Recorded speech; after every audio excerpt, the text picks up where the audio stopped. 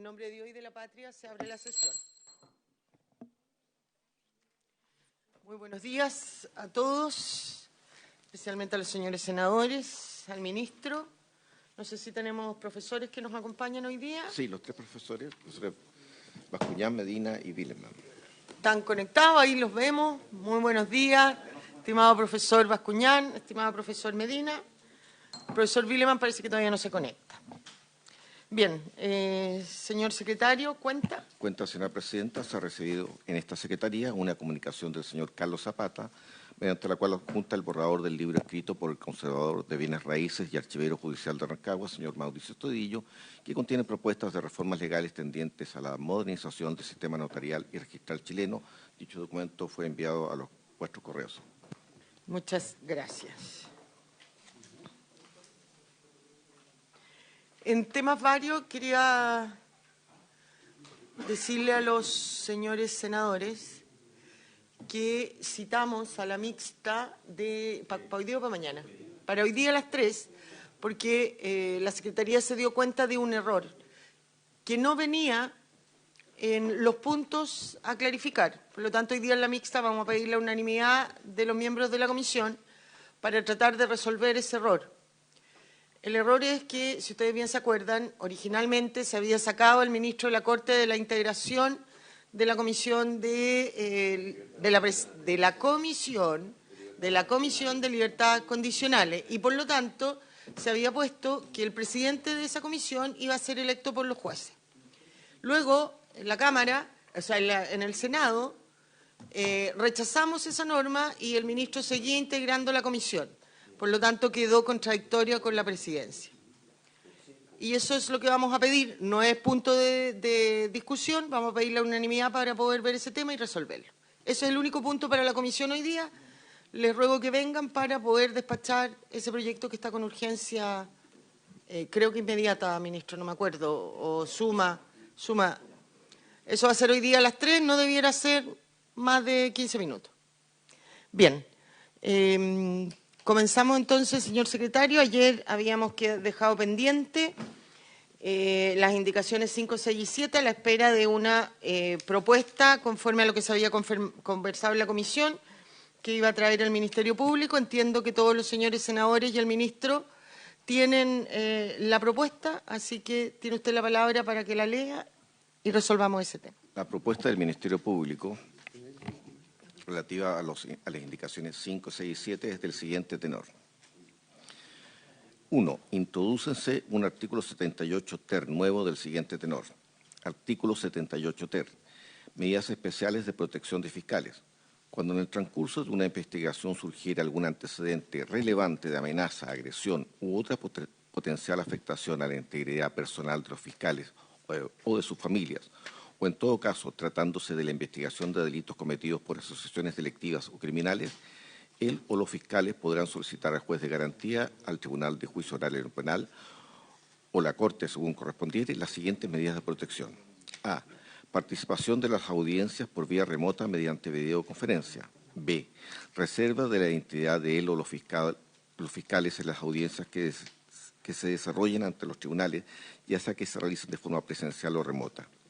C. Reserva de la identidad de él o los fiscales en los registros y documentos que se deban poner a disposición de las partes o que deban ser presentados o evacuados ante los tribunales.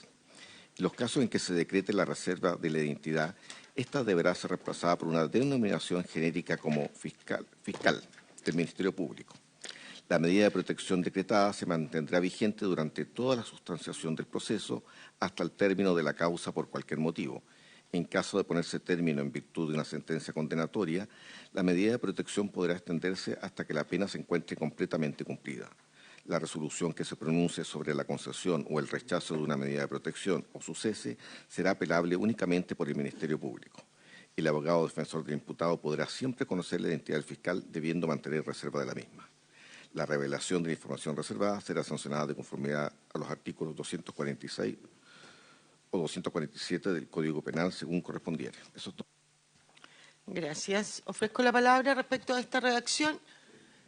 Senador Cruzcoque. Sí, no, solo yo ayer no Perdón, alcancé. senador Cruzcoque. Reglamento, senador Cruzcoque. No, podríamos tener una copia. Está aquí. Disculpe. Disculpe, presidente. Senador Cruzcoque. Sí, no alcancé a estar en la parte de la discusión de estas medidas de protección, pero ¿cómo se establece la relevancia de una amenaza?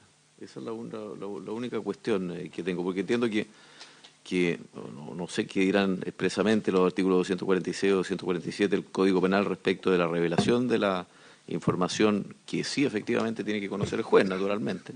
Pero eso parece estar resuelto, pero el establecimiento de la relevancia no sé cómo se establece. Gracias. Gracias, senador. Ignacio. Bueno, primero que todo, muchas gracias, presidente, por su intermedio. Saludar también al resto de los integrantes de la comisión. La verdad es que la propuesta lo que hace es, conforme a lo que se sugirió el día de ayer, por así decirlo,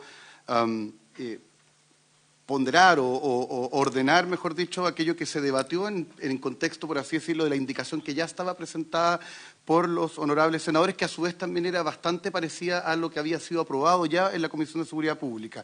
La única diferencia, recordarán que había entre la propuesta de la Comisión de Seguridad, la única diferencia relevante que había entre la propuesta de la Comisión de Seguridad Pública y la indicación sugerida por los honorables senadores, decía relación con que estos, al final, exigían que fuese siempre de carácter excepcional y además fundada. Como una manera de... Y hubo debate en la comisión en términos de que eso ya estaba fijado, el término de la excepcionalidad, en la primera parte del inciso, cuando hacía referencia a los casos. Solo para los efectos de que quedara claro de que tenían que ser amenazas serias, relevantes. En el fondo eso queda a criterio de ponderación tanto respecto de quien requiere de la medida de protección como respecto del tribunal cuando el tribunal la autoriza. Ese es el concepto, es para darle una valorización, por así decirlo, al contexto de la amenaza, para que sea, como lo sugería también el honorable senador Durresti, para casos más bien excepcionales o que no se transformara en la regla. Eso era, presidente. En general. Ministro, no sé si el Ejecutivo está conforme con esta propuesta de redacción. Senador. Esto permite entonces que los fiscales adjuntos, ya no adjuntos, el fiscal del Ministerio Público pueda concurrir telemáticamente, ¿no? No se prestará eventualmente para que los fiscales no concurran presencialmente y eventualmente concurran telemáticamente. Senador Cruzcoque, esa fue la gran discusión que tuvimos ayer Bueno, y por eso se pidió, no estuve en esa parte, por eso se pidió esta nueva redacción para que se asegurara de alguna manera que esto fuera de verdad una excepción y no se convirtiera en la regla general. El Ministerio Público incluso había solicitado que la determinación de la concurrencia por videollamada o vía remota fuera autorizada por el fiscal regional o nacional según correspondiera, cosa que precisamente para evitar que no pase de excepción a regla general, se estableció que debía ser el juez de garantía.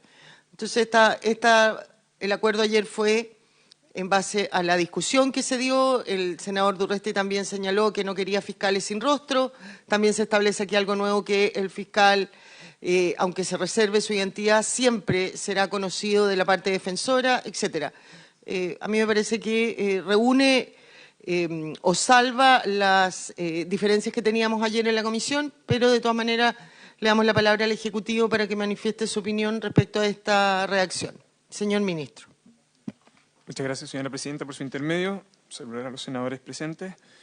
Solo precisar que el Ejecutivo no tiene objeciones al contenido de la misma, refleja en buena parte lo que conversamos el día de ayer y que usted ya ha anticipado. Simplemente para efecto de constancia, el Ejecutivo entiende que toda medida de estas características, como medidas especiales de protección, como la denomina el parágrafo que está vinculado al artículo, son medidas excepcionales y que por lo tanto siempre requieren decisión fundada por parte del tribunal y en consecuencia no es una solicitud que pueda acceder los jueces o el tribunal, simplemente requerimiento, sino que requiere de debate y en consecuencia de justificación. En ese entendido, el Ejecutivo está de acuerdo con el contenido de la propuesta. Muchas gracias, señor presidente. Gracias, ministro. Ofrezco la palabra. Profesor Bascuñán, perdón. Y después... Presidenta, por su intermedio también. Saludo a los señores senadores, al señor ministro, señor representante del Ministerio Público, al secretario y a los funcionarios de la Comisión. Parece claro del del tenor del debate y de la reciente intervención del gobierno, que no se trata de una solicitud vinculante para el tribunal, sino que el tribunal mantiene siempre el poder, la prerrogativa de decidir si es que corresponde o no corresponde en esos casos otorgar la medida. De ese modo eso queda satisfecho, por lo menos con la discusión respecto del alcance de la facultad que se le otorga al Ministerio Público. Simplemente, señora Presidenta, señalar que en el último inciso, en la referencia que se hace al artículo 246 y 247, habría que agregar referencia al artículo 246 bis, que entró en vigencia ayer, con la publicación de la Ley 21.592 sobre el Estatuto del Denunciante. Muchas gracias, estimado profesor Bascuñán, como siempre usted ayudándonos a legislar mejor. Agregaríamos entonces en el inciso final el artículo 146 bis, 246, 246. Exactamente. Ofrezco la palabra, senador Huanchumilla. Presidenta, un par de dudas y de consultas. Yo entiendo en consecuencia que la estructura de este artículo es que es una solicitud fundada, ¿no es cierto?, de los fiscales. No me queda claro si esto el tribunal lo resuelve directamente o llama a una audiencia o hay una situación de controversia respecto al punto para que las contrapartes que hay ahí puedan ser escuchadas respecto del punto. Yo entiendo que el sentido, digamos, del Código Procesal Penal es que haya una cierta bilateralidad respecto a los temas que tiene que resolver el tribunal. Esa parte a mí no me queda clara, si va a resolver, si pudiéramos llamar algo así como en cuenta simplemente al tribunal, o va a citar una audiencia y esto va a ser motivo de un debate. Lo segundo es que el fundamento de que sea apelable solamente por una parte significa una excepción, ¿no es cierto?, a la norma general de que todo el sistema penal y los sistemas en general trabajan sobre el concepto de una doble instancia, digamos, de que el superior jerárquico pueda revisar, y en este caso solamente tendría eso una sola de las partes, bajo el argumento de que se podría dilatar demasiado. Pero no creo yo que ese argumento pueda poder neutralizar el derecho que tienen a las partes a recurrir al Tribunal Superior si es que estima de que no es justa, digamos, la resolución que se está tomando, a menos que lo que aquí se quiera hacer simplemente es una medida fundamentalmente en favor de los fiscales, simplemente, digamos, sin considerar, digamos, a la contraparte, dando por sentado de que necesariamente, digamos, la palabra de los fiscales es la que tiene que prevalecer. Entendiendo yo el sentido que tiene de protección a los fiscales, que yo estoy de acuerdo, si lo que estoy tratando es que esto sea, digamos, sin perjuicio de que la parte pueda decir algo, la contraparte. Eso es todo. No sé si me puede contestar, no sé si el gobierno o el señor o Ignacio. Gracias, senador. Ignacio. Presidenta, muchas gracias. En principio, y de hecho yo traje, por si acaso, por si a la Comisión le interesa, hay una resolución del juzgado, del 13º Juzgado de Garantía de Santiago, que el fiscal, básicamente por razones de amenaza, en un contexto de una investigación de crimen de narcotráfico asociado a una organización criminal, solicitó, básicamente tomando en consideración esto, las mismas medidas de protección que estuvieron establecidas acá, o sea, que se establecen acá ya digamos, en términos, por así decirlo, de como probando. Muchas gracias. Y la verdad es que el juzgado de garantía las decretó sin audiencia. Por lo tanto, primera cuestión, no es cierto de que siempre va a ser con audiencia. Probablemente algunos tribunales van a fijar audiencias para los efectos de discutir, otros no. En mi opinión, honorable senador, hay dos cosas que uno debiera considerar. Una, la concesión de estas medidas, y otra tiene que ver con cómo esta medida funciona en la práctica, ¿ya? Y eso es importante para los efectos de lo que usted llamaba, por así decirlo, la bilateralidad, en el efecto recursivo que eventualmente pudiese haber respecto a esto. El hecho de que al fiscal se le permita comparecer telemáticamente, el hecho de que al fiscal pueda estar con una reserva en su identidad, tanto en el hecho de la presentación, ¿cierto?, telemática. Es decir, no es que va a estar sin rostro, sino que sencillamente se va a presentar como un fiscal del Ministerio Público. Y lo mismo respecto de las presentaciones de los documentos. Tres cuestiones que la resolución del 13º Juzgado de Garantía así lo concedió. En mi opinión, son cuestiones que tienen que ver básicamente con, por así decirlo, el interés en la protección de los fiscales, y otra cosa distinta es si es que en la ejecución de ellas, particularmente las últimas dos, esto es la identificación respecto del fiscal, ¿cierto?, tanto digamos, la reserva de la identidad en la audiencia como la reserva de la identidad de los documentos, eventualmente pudiese generar un perjuicio. Por ejemplo, yo me imagino que usted está pensando al derecho a la defensa. Pues bien, en ese contexto, si la forma en que se concretiza afectar el derecho a la defensa, siempre la defensa va a tener el artículo 10 del Código Procesal Penal, que es el artículo de cautela de garantía, que es un artículo que justamente lo que hace es buscar resolver problemas de cuando hay, por así decirlo, afectación o vulneración a garantías fundamentales. Por tanto, si hubiese un caso en que un fiscal, no quisiera identificarse, por ejemplo, para los efectos de sostener una reunión con la defensa, o se le dificultara a la defensa poder acceder al fiscal para los efectos de poder tener una reunión con él, por ejemplo, para poder discutir un procedimiento simplificado, un abreviado, una salida alternativa, siempre va a estar la posibilidad en que, primero, existan las reclamaciones administrativas correspondientes dentro del propio Ministerio Público, y por otro lado, las reclamaciones judiciales, entre otras, a través de la cautela de garantía, para exigir ello y, por tanto, asegurar el respeto de esa garantía fundamental. Por eso que yo no veo un problema en sí mismo en que solo sea apelable en cuanto a su concesión por parte del Ministerio Público. Gracias, Ignacio.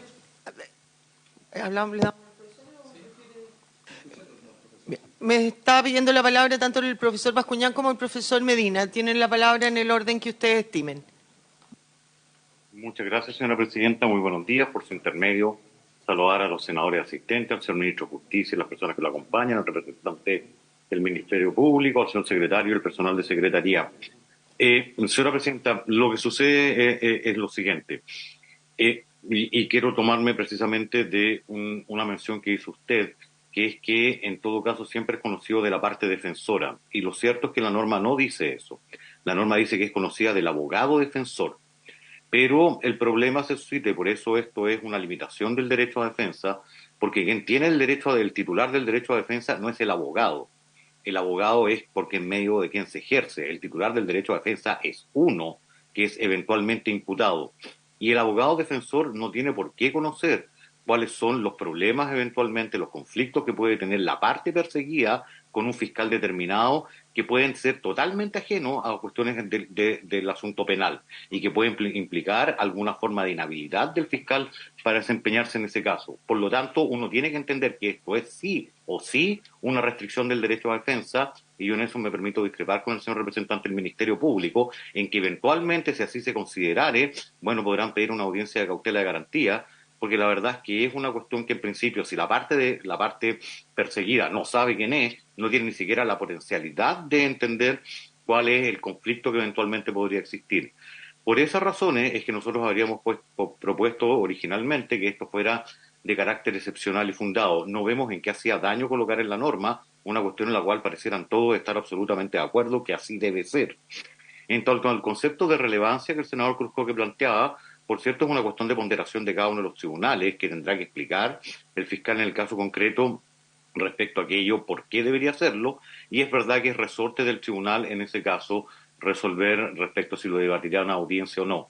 Y por último, hay una cuestión que yo creo que está mezclada. La idea de participación por vía remota mediante videoconferencia es de naturaleza muy distinta a el resto de medidas como la reserva de identidad. Porque, por cierto, la comparecencia por vía telemática hoy es una cuestión que es absolutamente habitual en los procedimientos penales. Eso no es ninguna excepción, es resorte del tribunal. Para conocimiento de esta honorable comisión, hay tribunales en el país, muchos tribunales, que funcionan únicamente de manera telemática. Algunos ofrecen la opción de funcionar telemático o vía presencial, y algunos están exigiendo, los menos diría yo, la comparecencia personal de las partes. Por lo tanto, yo creo que la medida de disponer la comparecencia telemática del fiscal es una cuestión que ya existe y es facultad de los tribunales en la orden de reglamentación de cómo ellos disponen la realización de la audiencia. Por último, yo también me permito discrepar con el señor representante del Ministerio Público en cuanto a que esto solo sea apelable por el Ministerio Público. Coincido en ese punto con el senador Buenchimilla, en cuanto que, siendo esta una medida que implica necesariamente una restricción del alcance a derecho de defensa, del cual, insisto, es titular la persona imputada y no el abogado, que no tiene por qué conocer las cuestiones de inhabilidades que un fiscal pueda tener respecto a una persona en concreto, lo razonable es que exista acá también la posibilidad de revisión del otorgamiento de esa medida, más aún cuando se trata en la cláusula actual de un juicio de ponderación del juez de la procedencia o no por ambas partes, y particularmente por aquella parte que se ve afectada por la imposición de estas medidas en cuanto al alcance del ejercicio del derecho a defensa. Por esas consideraciones, nosotros estimábamos que el carácter excepcional y fundado, al cual todos están de acuerdo, no es algo que debería desaparecer de la mención de la indicación y, por cierto, debiera, en mi opinión, corregirse también la posibilidad de impugnación, más aún tratándose, como todos entienden, de una resolución fundada que es en base a ponderación de antecedentes por parte del juez, la cual debería poder ser impugnada tanto por el señor fiscal como por asimismo la parte de la defensa. Muchas gracias, señora presidenta. Gracias, profesor. Yo solo quisiera señalar una cosa. Yo no comparto lo que dice el profesor Medina, porque acá lo que estamos estableciendo son medidas de protección al fiscal. Si modificamos esta propuesta acogiendo todo lo que don Gonzalo señala, queda en nada la protección al fiscal. No estamos hablando que esto es que es la excepcionalidad cuando existen amenazas, particularmente de bandas criminales o delictivas que hoy día vemos en el país que existen, particularmente en mi región. Hay varios fiscales y una fiscal en particular que que está amenazada por todos lados. Me parece que lo que buscamos con la reserva de identidad es precisamente protegerla de esas bandas criminales. Entonces, la verdad que entendiendo el punto de vista del profesor Medina del derecho a la defensa, que creo que tampoco aquí se vulnera, pero si acogiéramos todo eso, bueno, entonces no introduzcamos la norma porque de nada sirve. Se pierde la intención de establecer medidas excepcionales. Yo creo que eso es lo más importante, excepcionales para casos graves de protección a los fiscales. Si acogiéramos todo, esta norma sería letra muerta y no estaríamos estableciendo ninguna medida de protección. No sé si ofrezco la palabra. Presidenta, yo no sé cuáles son los puntos de diferencia con la indicación suscrita por nosotros en las sugerencias hechas por los profesores, que está en la página 58 del comparado. Yo no veo mucha diferencia, salvo que esta medida decretada por el juez es apelable por todos los intervinientes, dice. No sé si hay diferencias sustanciales con lo propuesto por el Ministerio Público. ¿Cuáles serían esas diferencias, don Ignacio? No sé. Don Ignacio. Señora Presidenta, yo vuelvo a decir lo que dije sin perjuicio de que no comparto mayormente lo que dijo el profesor Medina, sino que además me parece que de hecho está desactualizada en su manera de comprender cómo hoy día el Ministerio Público se organiza en términos de la persecución del crimen organizado, donde básicamente no hay una relevancia, por así decirlo, unipersonal respecto del fiscal con la causa, sino que básicamente trabaja en términos de, por así decirlo, de conjunto de fiscales que trabajan en el contexto de SACFI, por ejemplo, donde básicamente siempre está la responsabilidad del fiscal regional, que es el que en última instancia es el que determina, por así decirlo, varios de los aspectos a seguir en las investigaciones. Pero dejando de lado eso, yo entiendo que ciertas cosas ayer se acordaron, por ejemplo, la cuestión y esa fue la idea de haber hecho ese trabajo, la idea de que solamente iba a poder apelar el Ministerio Público, era una cuestión que ayer se manifestó como una opción más plausible, a efectos no solamente, insisto, de evitar, por así decirlo, la cuestión de la dilación de los procesos, sino que además también porque, por un lado, y tiene eso el profesor Medina tiene razón, de hecho la propuesta original que habíamos hecho nosotros distinguía entre respecto de la primera medida y la segunda y la tercera, pero básicamente la comprensión de que un verdadero agravio respecto de tanto la letra A, B y C, respecto de la concesión, iba a estar dado básicamente respecto del Ministerio Público, aquel fiscal que está siendo amenazado, aquel fiscal que está siendo, por así decirlo, violentado o que en el ejercicio de la persecución está sometido, digamos, por así decirlo, a una amenaza o una agresión. Y sin perjuicio, insisto, que eso es lo relevante, que en el contexto de cómo se realiza materialmente estas medidas, tanto desde el punto de vista administrativo, por ejemplo, en la letra C, como desde el punto de vista judicial, en la letra B, siempre hay alternativas para que la defensa pueda tanto reclamar administrativamente dentro del propio Ministerio Público o reclamar judicialmente. Por eso que creíamos que estaba salvado ese problema. Senador Huanchumilla. Bueno, aquí tenemos otro tema, señora presidenta, porque quiero decirle por su intermedio al señor fiscal, que la que decide estas cosas es la comisión. Nosotros podremos volver todas las veces que queramos como comisión sobre el tema, habiendo acuerdo entre los senadores. Por lo tanto, no está salvada la cuestión de ayer. En la medida que no votemos, el tema no está saldado, porque lo que queremos aquí es buscar una solución que sea lo mejor en concepto de esta comisión. Y lo segundo es que yo creo que no forcemos mucho la cosa, porque técnicamente o políticamente, yo podría decir, ¿y por qué está el Ministerio Público aquí sentado? ¿Y no debería estar también el Defensor Público aquí? Para que tengamos ambas partes. ¿Y no debería estar el Fiscal Nacional aquí? Porque en el pasado lo vivimos, pues citábamos al anterior fiscal y venía 2 minutos y nos dejaba otra persona. Ahora se dijo que si iba a cambiar, si ese es el debate que tuvimos en el Senado con el nombramiento de los candidatos propuestos. Entonces yo entiendo, y esta comisión es muy responsable en esto, y tenemos la mayor flexibilidad para escuchar elementos de juicio, pero yo creo que este debate no está de más, porque no queremos convencernos bien de eso, es lo mejor, ¿me entiendes? Porque para nosotros el fiscal es una parte, el persecutor, pero nosotros vemos por la persecución y vemos también por la otra parte. Ese es lo que nosotros tenemos que, digamos, resguardar como una decisión política que nosotros tomamos en función de los elementos jurídicos y políticos y técnicos que aquí se nos dan, y esa es nuestra tarea como Comisión de Constitución. Entonces yo creo que el debate no está cerrado mientras la presidenta no coloque en votación y nosotros votemos. Gracias, presidente. Gracias, senador. Solo aclarar 2 cosas. Jamás esta presidencia va a tratar de inhibir el debate o terminarlo anticipadamente si existen dudas.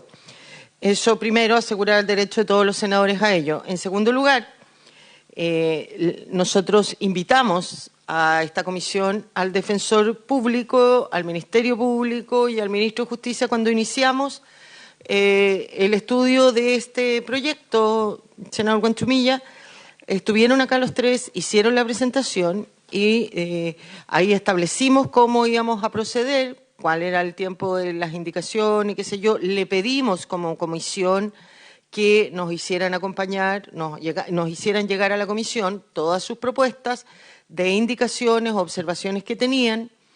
Le pedimos ayuda a los profesores en el mismo sentido y el Ministerio Público solicitó participar con nosotros en toda esta relevancia, cosa que no hizo la Defensoría Penal Pública.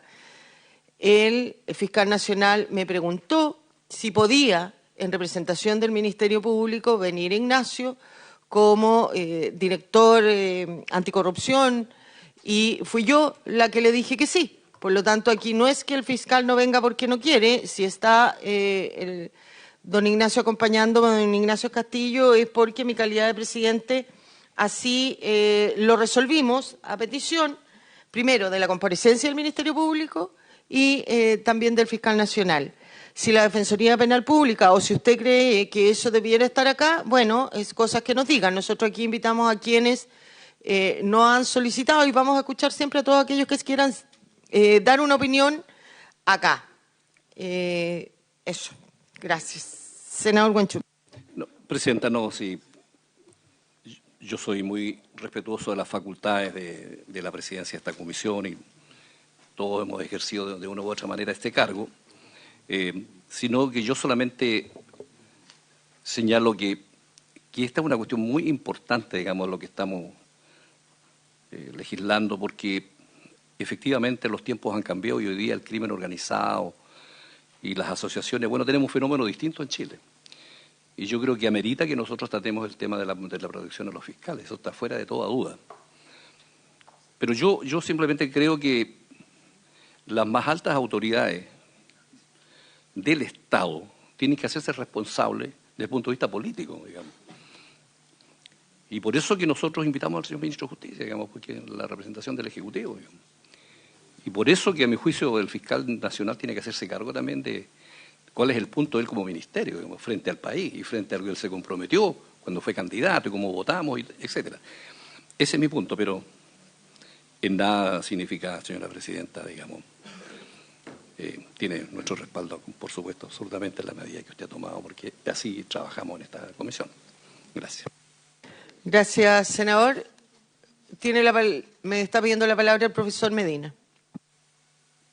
Muchas gracias, señora Presidenta. Solo por su intermedio hacer notar algo. Efectivamente, como dice el representante del Ministerio Público, la apelación por parte de ambas partes produciría, como él lo señala, un problema de más litigación, en este caso. Pero, como él mismo lo señaló, siempre va a existir el problema de también la solicitud de audiencias de cautela y garantía. Entonces, no es que la limitación de la apelación, en este caso, a una sola de las partes, sea una medida de descongestión del sistema. Únicamente eso se va a expresar en que, en lugar de apelar, va a empezar a resolverse esto a través de audiencias de cautela de garantía.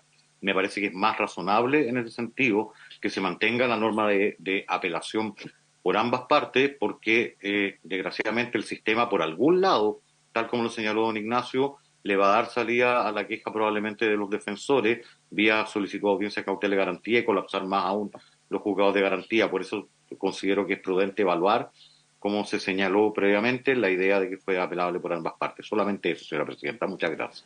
Gracias, profesor Medina. Tiene la palabra el profesor Galilea. El profesor Galilea, bueno, no está de más.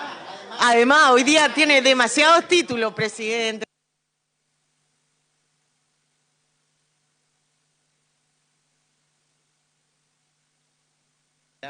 Para ser profesor voy a irme a mi oficina y voy a explicar desde el computador. No, yo quería decir, Presidenta, a mí me parece de toda lógica que la denegación de la medida de protección para el fiscal sea apelable únicamente por el Ministerio Público, que es la parte absolutamente afectada.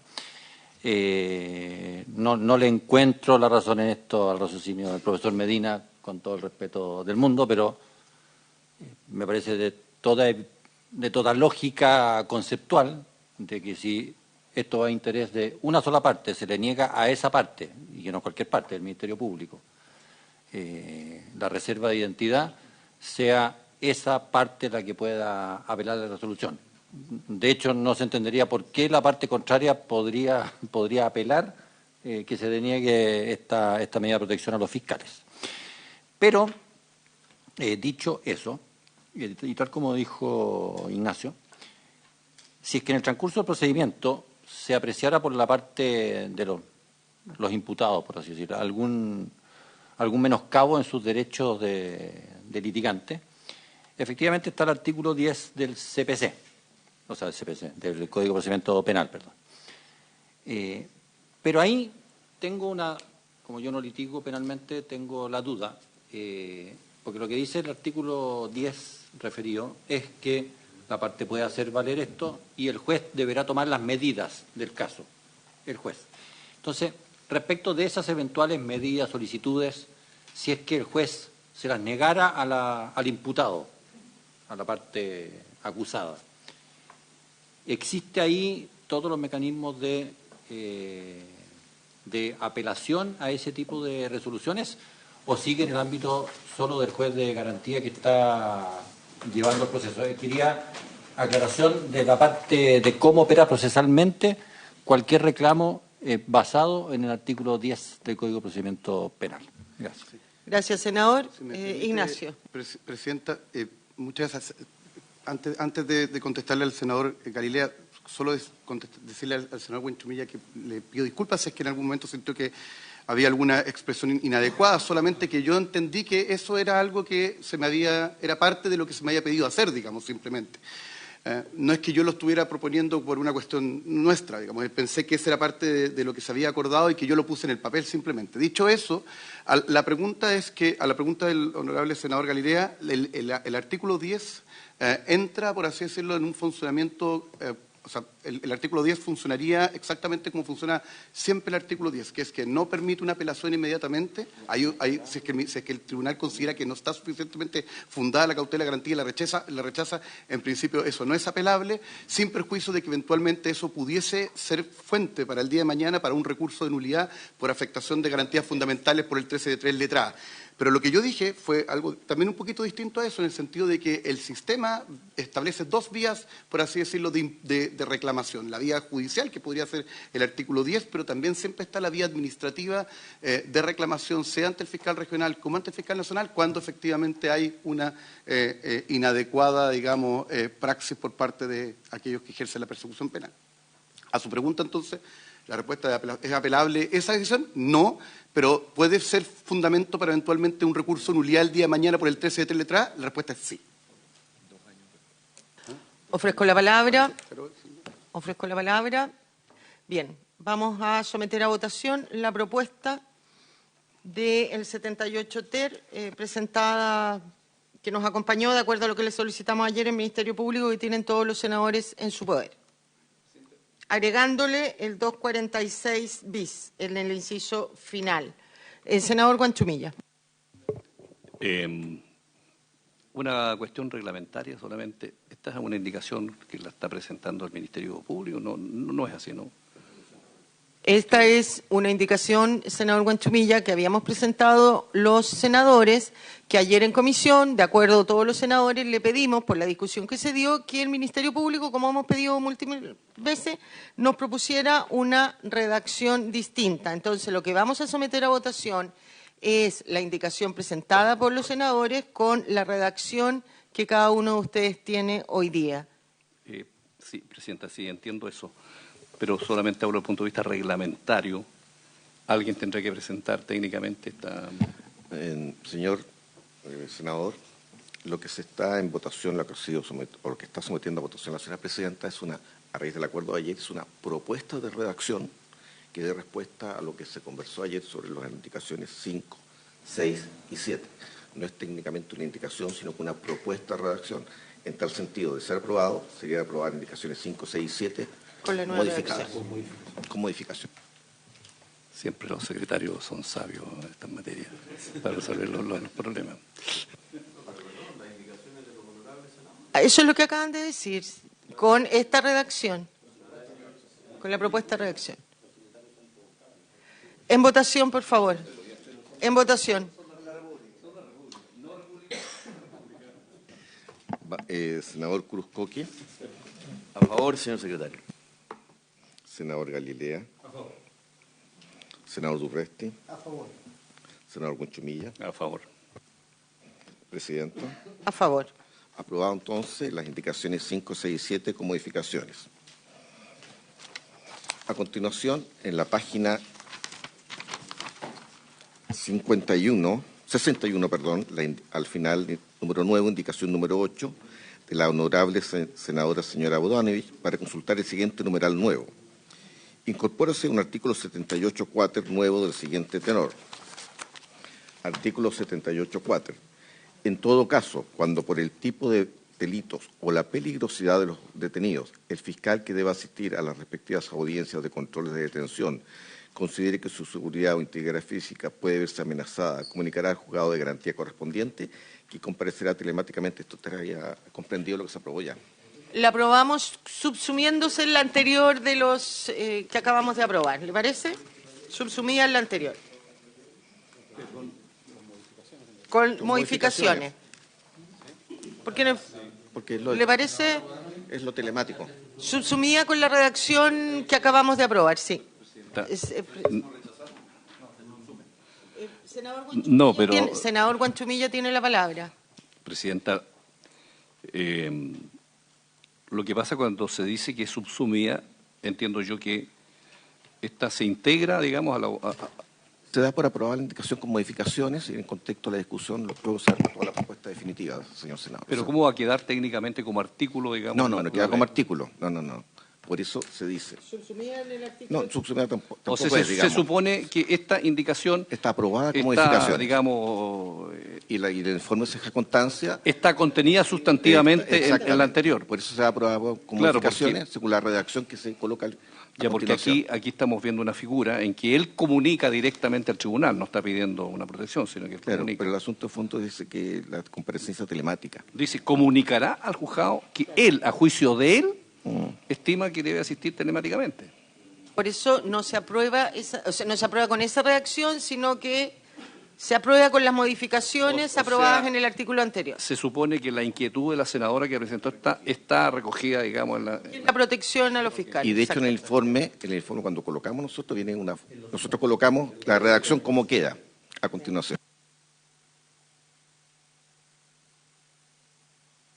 A continuación la página 63, indicaciones 9, 10 y 11 de los honorables senadores señora Ebensperger y señor Cruzcoque, senador Durresti y senador Guinchumilla, para sustituirlo por el siguiente, el número 2.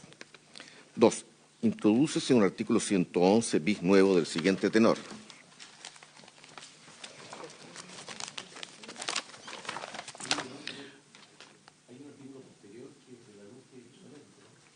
¿Perdón?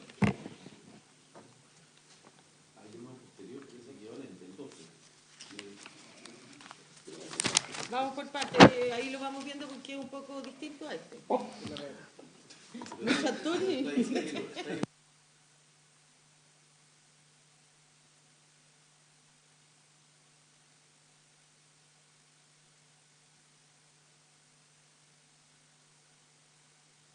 Artículo 111 bis. Procurador común.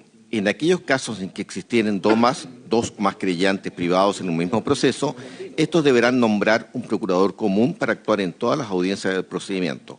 Si así no ocurriere, el juez de garantía o el tribunal de juicio oral en lo penal en su caso, de oficio o a petición de parte, ordenará a esto su nombramiento. A falta de esa designación, el procurador común deberá ser nombrado por el juez de garantía o el tribunal de juicio oral en lo penal, según corresponda, de entre los querellantes de la causa.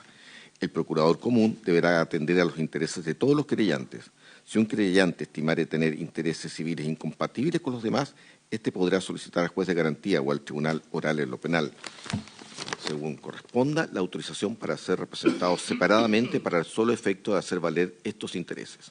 El tribunal velará porque sus actuaciones en audiencia se refieran solo a aspectos vinculados a los intereses civiles de su representado. Lo dispuesto en el presente artículo no será aplicable al Consejo de Defensa del Estado, al Ministerio del Interior y a otros querellantes institucionales, quienes podrán intervenir como querellantes siempre que tengan competencia y no podrán nunca representar a otras partes. Ofrezco la palabra. Ministro. Señora Presidenta, por su intermedio, el origen de esta indicación en la Comisión de Seguridad es producto de una indicación del Ejecutivo.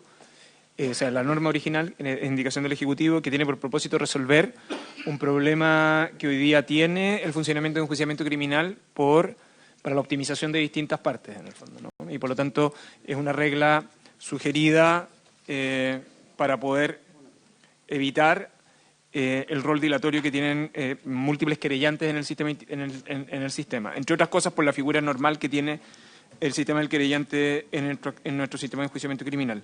Sin embargo, en la indicación propuesta por la senadora y los honorables senadores, solo quiero advertir que el Ejecutivo considera que la redacción propuesta es mejor que la que viene originalmente de la Comisión de Seguridad y la que había propuesto el Ejecutivo.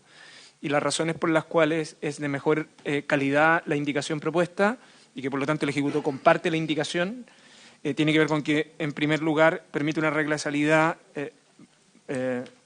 más precisa en relación al interés civil, en el caso que este se participe, y enseguida resuelve el tema de los querellantes institucionales, que como ustedes bien saben, los querellantes institucionales en el sistema institucional chileno solo pueden intervenir en aquellos casos en que expresamente la ley lo establece. Como es excepcional, el inciso final propuesto para la indicación es algo que nosotros no habíamos considerado originalmente, pero que evidentemente resuelve un problema que es lógico. Eso nada más, señora presidenta. Gracias, ministro. Ministerio Público. Chumilla. Para que aproveche el señor fiscal también de ilustrarme en lo que voy a preguntar. Naturalmente, yo estoy de acuerdo con esta indicación, la firmamos. Una pregunta simplemente. ¿No hay actualmente una norma supletoria, digamos, del Código Procesal de Procedimiento Civil que pudiera aplicarse, digamos, en términos del procurador común? Es una duda, una pregunta que tengo yo. Presidenta, para en la misma línea y desde el punto de vista práctico, no he tramitado mayormente en el nuevo procedimiento. ¿Existe una institución del procurador común como alguna fórmula que se utilice para otro tipo de actuaciones? ¿Estamos innovando? Digamos, ¿cuál es un poco el modelo que estamos adquiriendo esto? En la misma línea que dice Francisco, si hay una norma supletoria uno debería hacer una referencia o crear una institución que claramente por el propio desarrollo del nuevo sistema te permite concentrar, ser más eficiente. ¿Hay algún otro ejemplo, o si el Ministerio Público nos puede informar, o los profesores, que copiemos? Porque aquí estamos creando instituciones que nos van a servir para otra situación, y bien lo dice el ministro, salvo las instituciones como el Consejo de Defensa del Estado, el Ministerio del Interior, que claramente no pueden tener este procurador común con particulares y lo mantienen. Pero estamos creando una nueva institución, ¿vamos a copiar de manera referencial o estamos constituyendo acá una institución que nos va a permitir en otro tipo de actuaciones aplicar el mismo criterio? Eso, si hay alguna opinión para que esta norma sea ampliamente aplicable cuando corresponda. Gracias, senador. Senador Galilea. En complemento a las dos intervenciones anteriores, yo quería que explicaran bien por qué es tan necesario crear esta figura del procurador común en los querellantes y por qué damos la excepción para salirnos del procurador solo en aspectos civiles que pudieran ser disímiles entre los querellantes y no si es que eventualmente hay un aspecto propiamente penal que pudiera ser disímil entre los querellantes. Entonces, complementando toda ¿por qué se hace tan necesario esto? Me gustaría tener la claridad. Gracias, senador. Ignacio.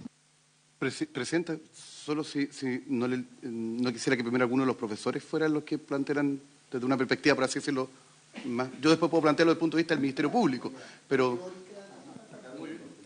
Profesores, no sé si alguien puede responder a los señores senadores, por favor.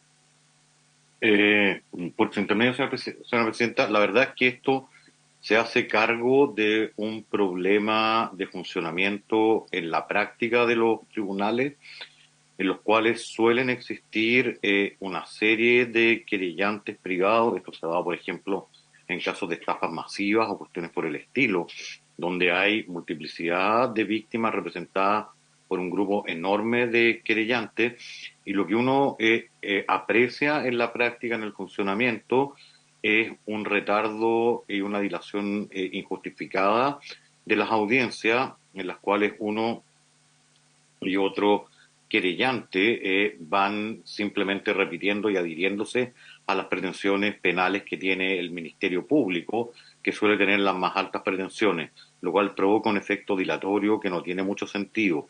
En algunos casos ya ha existido por aplicación de norma supletoria la designación del procurador común, pero no es una cuestión que esté clara en materia penal, Por eso es preferible que haya una regla expresa que lo contemple tanto para las audiencias ante el Tribunal de Garantía como también para la audiencia en materia penal, y tiene la obligación de estar representando todos los intereses. La restricción que tiene únicamente a pretensiones civiles es porque en general la pretensión penal es una pretensión que se ve reflejada de manera, yo diría, casi idéntica por cada uno de los abogados querellantes que suelen sumarse en ese sentido a la pretensión penal del Ministerio Público. El Ministerio Público no suele sustentar pretensiones penales, por así decirlo, particularmente favorables al imputado, sino por el contrario, suele exigir las máximas responsabilidades posibles, y entonces las divergencias reales que se producen en la práctica son respecto a las pretensiones civiles que tiene cada uno de ellos. Es por eso es que esta norma pretende regular expresamente en sede penal una cuestión que pretende darle más agilidad al sistema, porque la experiencia en la práctica indica que la verdad es que esa sumatoria de gran número de querellantes lo único que genera es dilaciones injustificadas en la tramitación de las audiencias, sin que ello implique un resguardo a las víctimas mejor representadas. Ese es el espíritu en el cual está recogida esta indicación, con la adición final, como señalaba el señor Ministro de Justicia, de que obviamente se tiene que tener la salvedad respecto de querellantes institucionales. Gracias, profesor Medina. Ignacio. Presidenta, además de lo señalado por el profesor Medina, lo cierto es que tanto las instituciones que existen en el Código Procesal Penal como aquellas que son las supletorias, de alguna manera siempre descansan en la intención de las partes en términos de fijar, ¿cierto?, un procurador común. La ventaja que tiene esta regulación, de alguna manera, es que, y es algo que es bastante atípico en el proceso penal, pero esto en este caso es particularmente favorable a ello, es que le impone al juez de garantía la obligación, ¿cierto?, de articular, de ser él un articulador a efectos de ir manejando, por así decirlo, ¿cierto?, el debate y el contenido del debate y el número de los intervinientes dentro del debate, y por tanto le da al juez, que es algo que uno mira positivamente, un mayor rol, por así decirlo, de dominio respecto de la realización de las audiencias, y entre ellas, por cierto, el poder fijar un procurador común en todo ello. Lo otro, además, también es que ninguna de las hipótesis supletorias, por así decirlo, contemplan, desde luego, la regla que viene en el inciso final, que está en la propuesta de la indicación de los honorables senadores, que desde luego es una regla fundamental para nosotros, porque muchas veces son esos querellantes institucionales los que de alguna manera permiten, ¿cierto?, desde distintas ópticas, fortalecer la persecución penal. O sea, la regla del inciso final es una regla que es altamente valiosa en nuestra opinión. Ahora, de hecho, si usted me permite, Presidenta, la principal diferencia, no la principal diferencia, pero respecto de la indicación de la senadora Westberger, ella también contempla un inciso final, que es un inciso muy parecido al del inciso final de este artículo, solo que lo hace en términos más sencillos a que como está expresado en esta indicación, para que lo tengan en consideración los honorables senadores. Por una sola cosa, porque la propuesta de la indicación, en el inciso final, que insisto, es un muy buen inciso final, de la indicación dice, siempre que tengan competencia, ¿ya? La indicación de la honorable senadora Westberger, que está en la página 67, en el inciso final, dice: lo dispuesto en el presente artículo no será aplicable a los órganos o servicios públicos que hayan interpuesto querella conforme lo establece el inciso final del artículo 111. ¿Por qué? Es lo mismo, solo con una pequeña diferencia que la hace más limpia, que es que el problema de la competencia está en el artículo 111, que es que son competentes solo aquellos que tienen dentro de su ley orgánica las facultades para poder interponer querella. Son la misma, solo que una es más limpia que la otra. Nada más.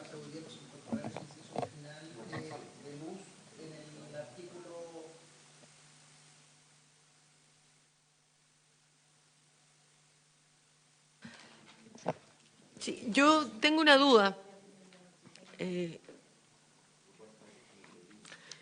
A mí no termina de convencerme la figura del procurador común. Entiendo su finalidad. Y por eso yo presenté, además ya había firmado la otra, presenté esta nueva indicación, y en el inciso segundo amplío las posibilidades de solicitar un representante aparte del procurador común, porque en la propuesta original solo por intereses civiles distintos se permite. Pero a mí me parece que eso debería emplearse porque yo no puedo imponer un representante común si también en materia penal puedo tener visiones distintas. Entonces, a menos que me falte conocimiento, que probablemente puede ser muy cierto, ¿no es cierto?, en procedimientos y en esta materia, pero encuentro que es de la esencia que uno elija a quién quiere representarlo. Me parece que esto apunta, ¿no es cierto?, a resolver estos juicios tan eternos y que probablemente todos los intervinientes digan lo mismo, como se decía acá, se sometan a lo ya dicho por el anterior, en fin. Entonces, está bien, establezcámosla, pero que las excepciones, pero yo creo que tiene que haber una puerta de escape, más allá de solamente los intereses civiles. Y esa es la fundamentación, ¿no es cierto?, por la cual yo presenté, además de la indicación con los profesores, esta indicación que tiene pequeñas modificaciones en el inciso primero, un poco más en el inciso segundo y el inciso tercero solamente la redacción. Senador Durresti. Presidenta, en aras de cómo hemos trabajado y cómo votamos el artículo anterior, creo que estamos de acuerdo en la importancia, en la particularidad de los servicios excluidos, quizás la mejor redacción que usted establece del 111, y lo mismo, que los profesores nos ayuden, y para no redactarla acá, que para la próxima sesión la traigamos en escrita y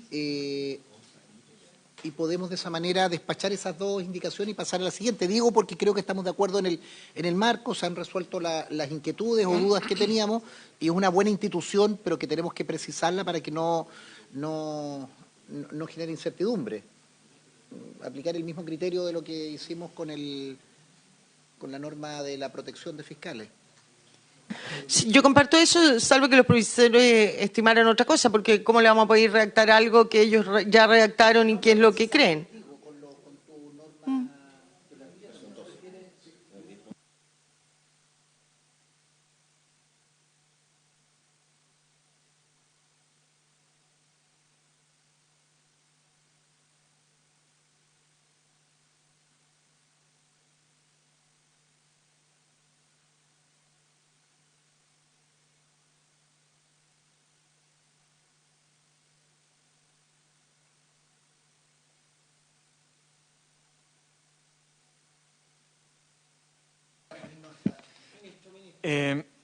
Lo que pasa es que esto, que pareciera ser una discusión formal sobre la forma en que se comparece, esconde una discusión bastante más profunda de lo que se cree, y es el protagonismo que progresivamente ha ido tomando en el sistema de enjuiciamiento criminal, el rol del querellante y el efecto que produce en la eficiencia del sistema de enjuiciamiento criminal. Los profesores me podrán corregir, Ignacio también. Pero la manera en que nosotros hemos ido ampliando la participación del querellante produce efecto, distorsiona el ejercicio de la persecución penal. Esto no es, o sea, para decirlo en términos sencillos, si en el sistema de enjuiciamiento civil la ley, cuando hay pretensiones de parte individual, la ley impone la posibilidad de tener un procurador común, con mayor razón esa es una figura que debiera existir en el sistema de enjuiciamiento criminal, donde la persecución penal, por definición, es una cuestión de interés público y de derecho público. Entonces, lo que está tratando de resolver esta indicación no es tratar de volver las cosas, esta es la discusión original, volver las cosas a encauzarles en algún sentido a la lógica sobre la cual debe funcionar el sistema de enjuiciamiento criminal, que la Constitución garantiza, por un lado, lo que establece es que la persecución penal está a cargo del Ministerio Público y que las víctimas lo que pueden hacer es sostener su acción penal, pero en el fondo la facultad privativa y excluyente está en el Ministerio Público. Y que el rol de las víctimas tiene una lógica, es cierto, en su interior, pero también tiene acción, donde su rol protagónico está asociado a la acción civil, aunque tiene relevancia también para efectos de la persecución. La evidencia lo que demuestra es que la proliferación de querellantes al interior del sistema distorsiona la persecución, retrasa los procedimientos y, en consecuencia, si en el sistema de enjuiciamiento civil existe la posibilidad o la obligación que puede imponer el juez de procurador común, con mayor razón debiera existir en materia de enjuiciamiento criminal, con reglas de salida. La regla de salida que estaba señalada en la Comisión de Seguridad, que es a propuesta del Ejecutivo, es calificación jurídica e interés civil. La propuesta de la indicación planteada por ustedes es más fina todavía porque está muy focalizada en el interés civil compatible y soluciona un aspecto que también es relevante, y es que los servicios públicos no se pueden andar querellando a diestra y siniestra, sino que son en aquellos casos en que la ley explícitamente los autoriza. Por eso los querellantes institucionales están definidos según su competencia. Por eso probablemente la redacción, la propuesta de la indicación es correcta, pero la propuesta de la indicación de la senadora Ensberg es más limpia precisamente por lo mismo. Pero lo que quiero decir es que no es simplemente una cuestión formal. Detrás de este debate hay una cuestión mucho más sustantiva sobre el rol del sistema de enjuiciamiento criminal, que importan no solo para esta norma, sino que va para varias más que vienen hacia adelante, que son modificaciones al Código Procesal Penal. Yo creo que estamos próximos a una redacción común, eso nada más. Tengo que precisar que no es el mismo razonamiento para efectos de pensar como acción de clase. No. Propuesta. No es que me haya convencido 100%, ministro, pero en aras de avanzar, está bien. Sembró la duda. Sometamos a votación, si les parece, la propuesta del 111 de todos los senadores con el inciso final de la indicación 12. Los dos primeros incisos, claro, y se refunden ambas indicaciones. Se aprueba con modificación los dos primeros incisos los tres primeros incisos de todos los senadores y el inciso final de la propuesta 12. En votación. Le aprovechamos de dar la bienvenida al profesor Willeman, que se ha incorporado. Senador Cruzcoque. A favor. Senador Galilea. Voy a parafrasear a la presidenta. Voy a asentir con mi inteligencia a los argumentos del ministro. Porque efectivamente, dado el rol del Ministerio Público, en fin, todo el entorno del procedimiento penal, en realidad se hace lógico más allá de acciones de clase, que es donde yo miraba este tema como un aporte. Así que, a favor con la propuesta. Senador Urresti. Voy a votar a favor y también, ya que estamos en un debate, creo que es muy pertinente la opinión del ministro de señalar o advertir que una modificación puntual, acotada, que creemos de beneficio, impacta en un debate más de fondo.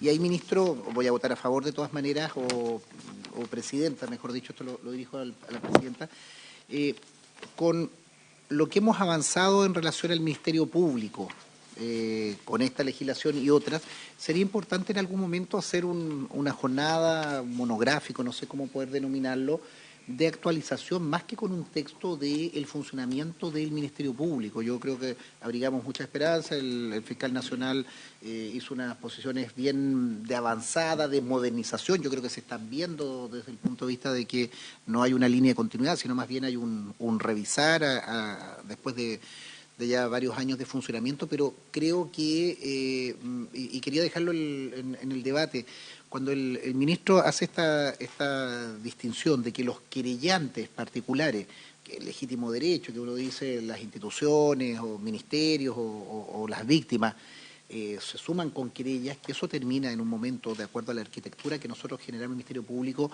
dilatando, entorpeciendo una situación que tenemos que debatir, porque creo que ahí hay una desviación profunda de lo que se tuvo en vista a la hora de construir el sistema, que era más rápido, más directo, más transparente, y todos los elementos que tuvimos a la vista para el nuevo Ministerio Público. Me permito sugerir eso, que sería bueno, no en función de un texto, sino nudos que nosotros observamos con el fiscal nacional y sus equipos, nuestros equipos y también el ministerio o académico, hacer un debate y ponernos de acuerdo en unas 8 o 10 reformas que quizás no son tan grandes, pero son relevantes para evitar esas desviaciones que bien señalaba el ministro. Voto a favor, pero planteo esta necesidad de debate en algún momento. Senador Muchumilla. Presidenta, un poco en la misma línea del senador Urresti, yo creo que este es un tema muy sentido probablemente por todos los fiscales de Chile. No sé si Ignacio estará de acuerdo conmigo. Y entonces, más allá de los aspectos jurídicos, yo creo que este es un aspecto de la política del Ministerio Público respecto de todos sus fiscales a lo largo de Chile. Entonces, siempre en estas cosas yo digo que las más altas autoridades del Estado, los ministros de la Suprema, el fiscal nacional, son autoridades políticas del Estado. Entonces, yo creo que tienen que tener una sensibilidad especial cuando hay ciertos temas, digamos, que involucran al organismo de esta manera tan importante cuando estamos tratando esta materia. Entonces, estimada Presidenta, yo creo que sería bueno que pudiéramos nosotros invitar tal vez al fiscal nacional para que pudiera exponer aquí en la Comisión los nudos críticos que él ha visto en estos meses, ¿no es cierto?, en el desempeño del cargo, entre los cuales está este tema, digamos, de tal manera de nosotros estar al tanto de cómo ha estado el señor fiscal enfocando, digamos, su nueva actuación. Fue nombrado hace pocos meses, tuvimos un tremendo debate hasta llegar al nombramiento del actual señor fiscal. Entonces sería bueno que esta comisión pudiera tener un termómetro respecto de eso con la invitación al señor fiscal. Voto, naturalmente, a favor. Gracias. Señora Presidenta. A favor. En consecuencia, quedan aprobadas las indicaciones 9, 10, 11 y 12 con la redacción antes mencionada con modificaciones. A continuación, en la página 69, las indicaciones 13, 14 y 15 de Su Excelencia el Presidente de la República, del Honorable Senador señor Durresti y del Honorable Senador señor Huenchumilla, respectivamente, para suprimir el número 4. Página 69. Ofrezco la palabra.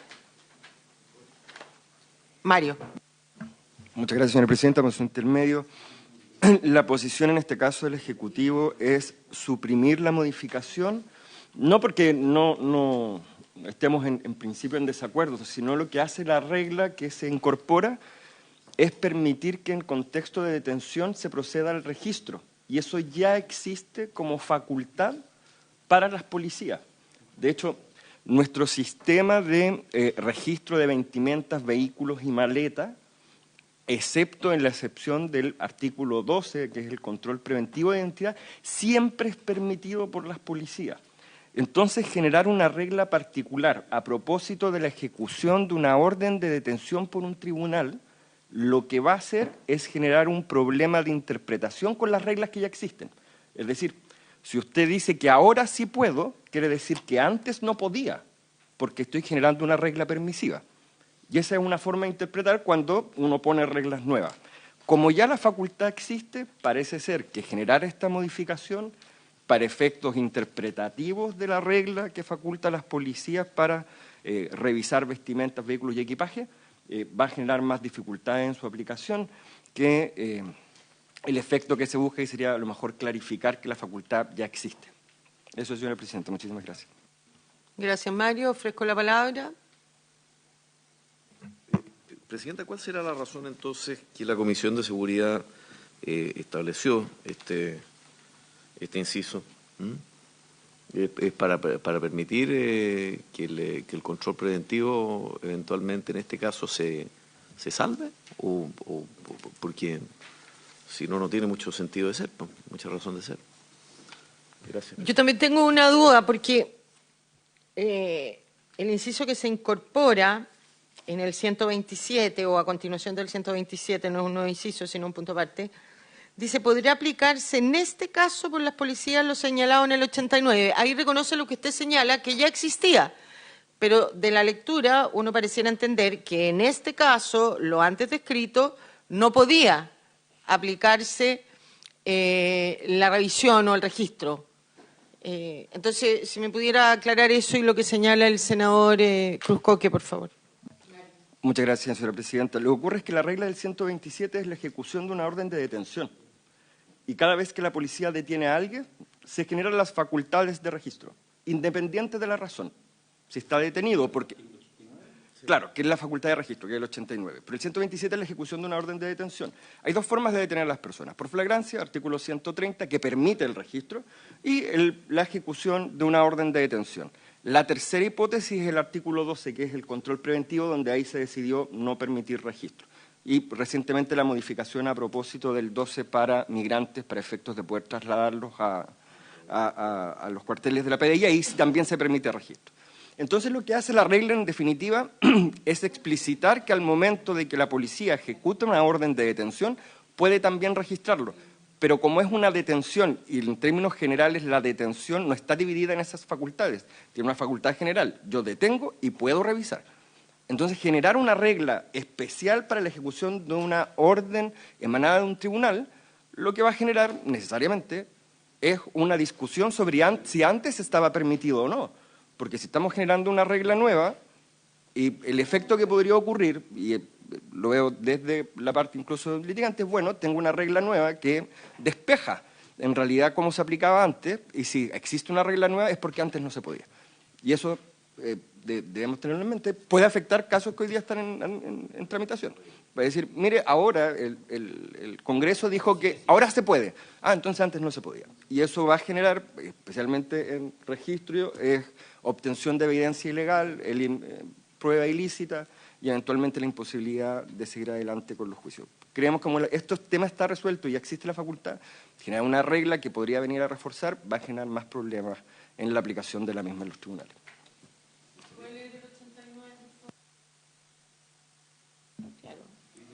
Artículo 89.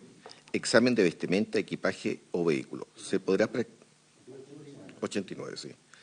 Se podrá practicar el examen de las vestimentas que llevare el detenido, del equipaje que portare o del vehículo que condujere.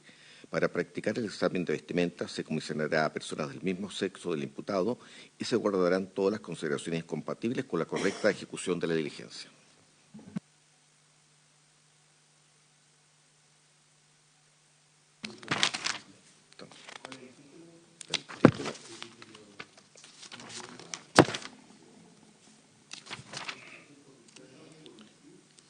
El párrafo tercero, la policía.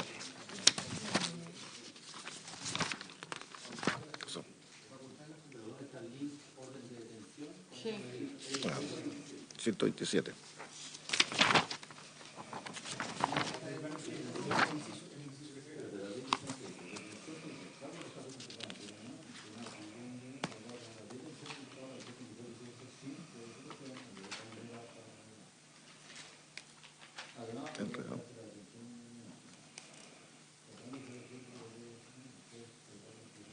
Está en la ley vigente, la primera columna. Fiscalía, si nos puede... No, el 127 no tiene ninguna norma respecto al registro. O sea, históricamente, salvo que el profesor Medina tenga alguna opinión distinta, pero históricamente siempre se ha entendido que la regla del 127 como ejecución de una orden de detención supone efectivamente la aplicación del estatuto del detenido. Y el estatuto del detenido inicia con el artículo 89 en términos de que permite su registro. Eso yo creo que no hay ninguna duda respecto de eso, insisto, salvo que el profesor Medina tenga alguna opinión contraria, que lo dudo porque lo conozco bien, creo que él va a estar de acuerdo en eso. Ahora, pero además de eso... No, lo digo con mucho... Creo que va a estar muy de acuerdo conmigo en términos de que el artículo 89 se aplica indudablemente al artículo 127, pero además lo que nosotros dijimos en su oportunidad es que la regulación la regulación propuesta tampoco resuelve muy bien los temas, pero además tampoco son temas que realmente hoy día afecten la persecución. Ni por el punto de que lo que bien planteaba Mario respecto al artículo 89, ni tampoco respecto a lo que viene después. E incluso también la propuesta tiene incluso un problema de redacción, cuando dice al final que dice que también aquel que haya sido identificado a través de las diligencias de reconocimiento en términos de este código, bueno, una de las cosas que todos sabemos es que este código no reguló técnicas de reconocimiento. Por lo tanto, hoy día cómo funciona el sistema es que si hay una prueba científica que dice que la persona es responsable, o sea, por ejemplo, un ADN que lo ubica en el sitio del suceso, si hay un reconocimiento, ¿cierto?, de la víctima en un set fotográfico. Esos son antecedentes con los cuales uno va ante el juez de garantía y le dice, juez, mire, tengo todo esto, y el juez dice, ok, vamos. Y yo le pido la orden de detención y el juez dice, ok, detengámoslo. 127, eso es lo que nosotros dijimos en su oportunidad. En esto no había un problema. Es decir, el Ministerio Público está de acuerdo con que se suprima esta parte del artículo 127 propuesta por la Comisión de Seguridad. O sea, así lo hicimos Bien, ver. muchas gracias. Profesor Medina. Muchas gracias, señora presidenta. Es verdad que Ignacio me conoce hace hartos años y bastante bien, y tiene toda la razón. La regla es muy confusa no creo que eso resuelva ningún problema que se haya presentado jamás en la práctica, y lo tornen innecesario y solo va a llevar a, por así decirlo, raras interpretaciones de qué es lo que estaba permitido antes, qué es lo que ahora entonces se entiende que pues, sí puede estar permitido, se va a restringir las posibilidades de registro en algunos casos. Creo que realmente no conduce en aportar nada a la persecución penal, y yo por eso también nosotros proponemos que se suprima. La verdad es que no hay dos pareceres ahí. Muchas gracias, profesor. Es votación. Senador Cruzcoque. A favor de suprimir. ¿Eso es? Senador Galilea. Senador Durreste. Senador Huenchumilla. Presidenta. A favor. Aprobadas indicaciones 13, 14 y 15 sin modificaciones. A continuación, la indicación 16, página 73.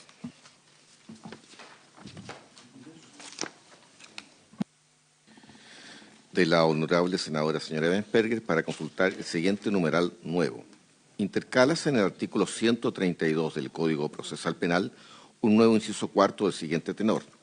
Tratándose las investigaciones de asociaciones delictivas y criminales en los términos del párrafo 10º del título 6º del libro 2 del Código Penal, de delitos de la Ley de Control de Armas, de trata de personas, de explotación sexual, de homicidios o de secuestros, el plazo contemplado en el inciso 3º podrá ser ampliado por el juez de garantía hasta por el término de 5 días, cuando el fiscal así lo solicite, por ser conducente para el éxito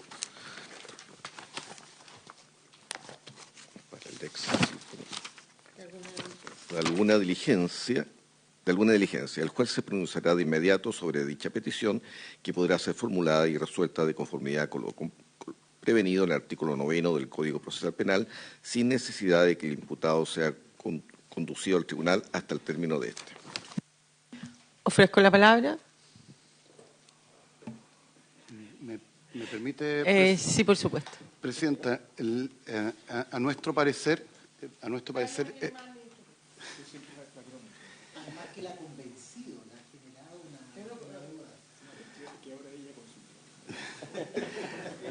Ignacio.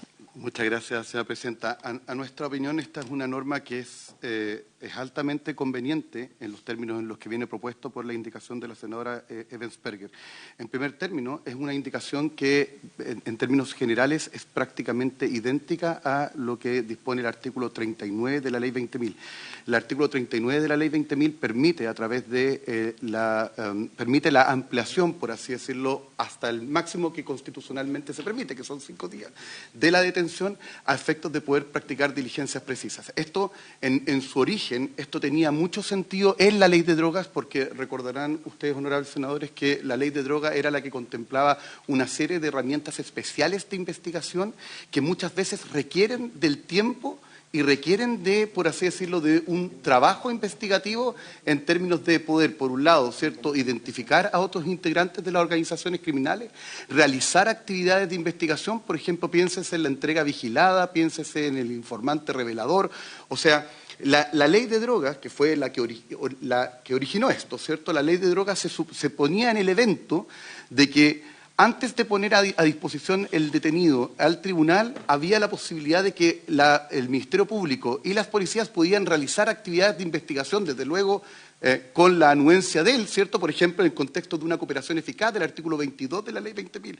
O, insisto, como un informante revelador, por ejemplo, a efectos de participar en una entrega vigilada. Entonces, todo ello implica que la persona permaneciera, por así decirlo, en calidad de detenido y fuese puesto a disposición al 5.º día. La redacción es prácticamente idéntica a la redacción del artículo 39. Lo que pasa es que hoy día, con una ley que se aprobó hace poco tiempo por parte de este Congreso, ¿cierto?, la Ley 21.577 sobre crimen organizado, de manera, a nuestro juicio, deseable, el Congreso consideró que, por un lado, aplicó tanto para los delitos de asociación delictiva como asociación criminal todas las técnicas especiales de investigación, entre ellas estas que acabo de indicar, ¿cierto? Y además también, bueno, de hecho también viene más adelante en algunas de las indicaciones propuestas por acá, robusteció la cooperación eficaz respecto del imputado y que en algún sentido muchas veces esa cooperación eficaz también tiene que ver con la participación. Luego, lo que entiendo yo hace la indicación de la senadora Ebensperger es que actualiza esto en términos de que hoy día lo que solamente está para la ley de drogas, la ley de droga y la ley de la UAF, pero por reenvío, digamos, ¿cierto? Hoy día se podría aplicar también a la investigación de la criminalidad organizada, particularmente las asociaciones delictivas y las asociaciones criminales y el resto de los delitos que aparecen ahí, que son todos delitos que tienen pena de crimen y son todos delitos de alta gravedad. Entonces, lo que, insisto, lo único que esto hace es que amplía lo que hoy día existe en la ley de drogas a otros contextos. Gracias, Ignacio. Profesor Wilemann, tiene usted la palabra. Saludar a todos los senadores presentes y a todos los demás asistentes, al ministro. Yo entiendo la intención de la indicación, me parece consistente con la ampliación que se hizo de las técnicas de investigación a otras formas de criminalidad organizada, o sea, artículo 226A del Código Penal. Lo que sí sugeriría, y tal vez vale la pena pensar una redacción alternativa para esto, es que precisamente como explicó Ignacio Castillo, que esto está asociado al éxito de técnicas especiales de investigación, específicamente entregas vigiladas, yo lo restringiría a los casos en que ellas correspondan. Creo que la mejor forma, en vez de hacer referencia a todos estos delitos, muchos de los cuales no permiten técnicas de investigación especiales, sería hacer referencia al artículo 226A del Código Procesal Penal. Y en ese caso restringirlo, que este plazo de detención, porque está en la regla que propusieron está efectivamente señalado que tiene que ser, déjenme leer, que sea conducente para el éxito de alguna diligencia, pero uno mira la ley 20.000, espérenme un segundo, no, bueno, dice la misma redacción, pero si es que la cuestión está vinculada a técnicas especiales de investigación, yo creo que sería preferible restringirlo a esos ámbitos de delitos de organización. Y eso ahora hay un título completo del Código Procesal Penal que lo regula, que es el título que sigue el artículo 226A. Entonces tal vez sería mejor incluirlo en ese párrafo en cuestión, o por lo menos que la regla que están proponiendo haga referencia a ese contexto. De ese modo queda más claro para en qué caso se puede imponer este tipo de cosas, porque si no, con un efecto tan general, puede ser una regla de ampliación de plazos de detención que sea muy extensa, que sea cualquier tipo de diligencia investigativa en cualquier contexto. Gracias, profesor Wilemann. Vamos, no me convenció mucho, pero vamos a llegar hasta acá en la comisión, porque son las 12. Vamos a conversar con el profesor y con el Ministerio Público y el ministro a ver si encontramos una mejor redacción que deje tranquilo a todos los integrantes, señores senadores, de esta comisión. Así que mañana seguimos con... Don Ignacio. Sí, va a terminar, Presidenta. No, yo lo que quería decir es que, por lo menos dentro de lo que nosotros pudimos conversar con los fiscales especializados en crimen organizado, que fue el trabajo que yo hice, como yo se lo comenté a usted, en cada una de las sesiones. De hecho, ayer tuvimos una reunión con todos los fiscales de crimen organizado del país. Al menos la referencia debiera estar asociada a tanto a las asociaciones delictivas como a las asociaciones criminales, que tienen que ver con la ley 21.577, que a su vez permitió todas estas técnicas de investigación a esos delitos. Por lo tanto, ahí debiera haber, solamente por un tema de consistencia, debiera permitirse respecto de ellas. Gracias, Ignacio. Ministro. ¿Está de acuerdo el profesor Wilemann también? Bien. Ministro, díganos que usted también está de acuerdo. No, sí, yo lo voy a decir. En principio, el Ejecutivo considera que la orientación de la indicación es adecuada. Yo solo tengo que tener presente que estamos moviendo la frontera. Yo creo que es conveniente siempre que el Congreso tenga presente en qué momento mueve la frontera y en situaciones excepcionales. Entonces luego veamos cuál es esa excepcionalidad. Sin embargo, quiero una pequeña información a propósito tanto de la intervención del senador de Urresti como del senador Huanchumilla.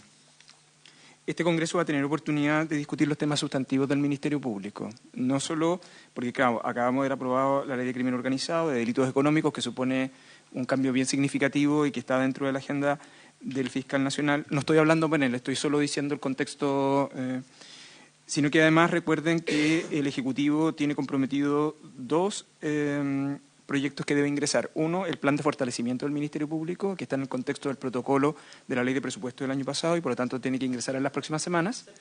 Así es. Y lo segundo, la Fiscalía Supraterritorial, que es reforma constitucional por un lado y modificación de su ley orgánica. Lo digo, senadores y senadoras, porque creo conveniente que si uno tiene ese panorama en general, probablemente el diálogo con el Ministerio Público es un diálogo más estructural vinculado a esa reforma y no solo a esta, en el fondo, sí, en la próxima semana. Gracias, ministro. Solo decir que yo entiendo al senador Durresti Guanchumilla y que también lo comparto, es invitar al fiscal nacional también para que nos explique su visión de lo que han sido estos meses, más allá de que compartimos lo que usted señala y que sabemos y esperamos que ambos proyectos lleguen pronto. Senador Durresti, a la Comisión de Constitución, por cierto. Sí. Presidenta, tratando de complementar, yo creo que hay dos vértices que bien sea el ministro. El fiscal nacional comprometió que a los 100 días venía a rendir cuenta, vino, hicimos un balance de cuáles eran las propuestas, avances que han habido, a mí me parece bien las citas musicales y otro tipo de forma que se han ido cumpliendo. Viene obviamente el darse cuenta de una institución, tomar dirección, obviamente surgen iniciativas, temas de presupuesto, de dotación, y el ministro termina con estos dos planteamientos que son relevantes. Yo insisto, reitero, creo que debiéramos hacer más que una sesión legislativa, una suerte de monográfico, un lunes, un conversar, pero formal, público, y decir, esto es lo que el ministerio comprometió y observa, el ministro ratifica las iniciativas del Ejecutivo, donde hay presupuesto, y, no sé, la instancia política, en definitiva decimos más o menos dónde está ocurriendo esta situación. Solo como un elemento, yo creo que la distribución territorial de las capacidades del Ministerio Público está muy desequilibrada territorialmente. Cómo dialogamos con las fuerzas policiales para tener más eficiencia. Bueno, cómo impactamos lo que hablábamos ayer en las cárceles, digamos, en la situación de... Yo lo que sugiero que no sea en las reuniones, ni siquiera aquí en Valparaíso, en estas reuniones, en estas sesiones ordinarias, un lunes tranquilo pero formal para abordar eso y sacar conclusiones. Muy bien, así lo hacemos. Agradecemos la compañía de los profesores, los esperamos mañana, lo mismo del Ministerio Público y del estimado ministro, señores senadores. Habiendo dado término a la materia de esta comisión, esta se levanta.